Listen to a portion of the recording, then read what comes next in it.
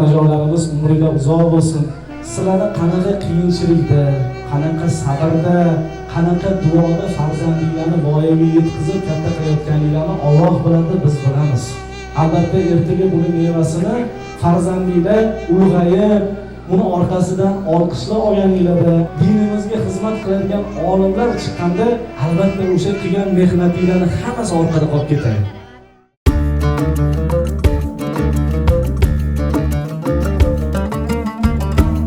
4-avgust Namanganda esda qoladigan kun bo'ldi. Mustaqilligimizni 35 yilligiga bag'ishlab Vaqf xayriya jamoat fondi 35 ta kam ta'minlangan xonadon farzandlarini xursand qilishdi, shod qilishga harakat qilishdi. Yuringlar birgalikda ko'ramiz.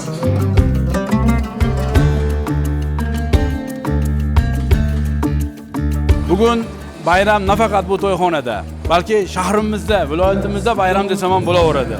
Kayfiyatni ko'rib turibsiz. Ijtimoiy himoya milliy agentligi bilan hamkorlikda viloyatimizda turli tumanlardagi boquvchini yo'qotgan yetim bolalarni xatna to'ylarini qilib xursandchilik qilyapmiz.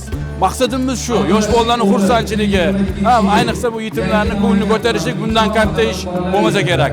Bu ishlarga bosh bo'lgan yurtboshimiz, vaqf rahbariyati hammalariga viloyatimizni ahli nomidan tashakkur izhor qilamiz. Alloh yurtimiz tinch bo'lsin, bayramlar bundan ham ko'p bo'lsin. Shu duoga qo'llanishib turganlar umri uzoq bo'lsin, martabasi ulug' bo'lsin. Men ham sog'lik, sahiy bo'ladan bo'laman, aytishga imom bo'lay.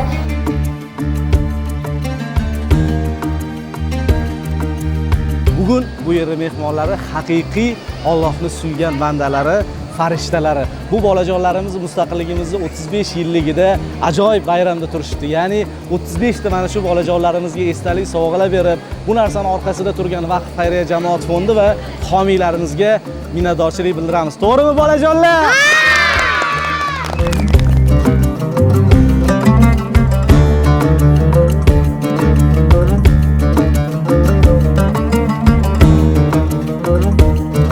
Bayram, haqiqiy bayram bugun. Butun respublikamizda davom etadi.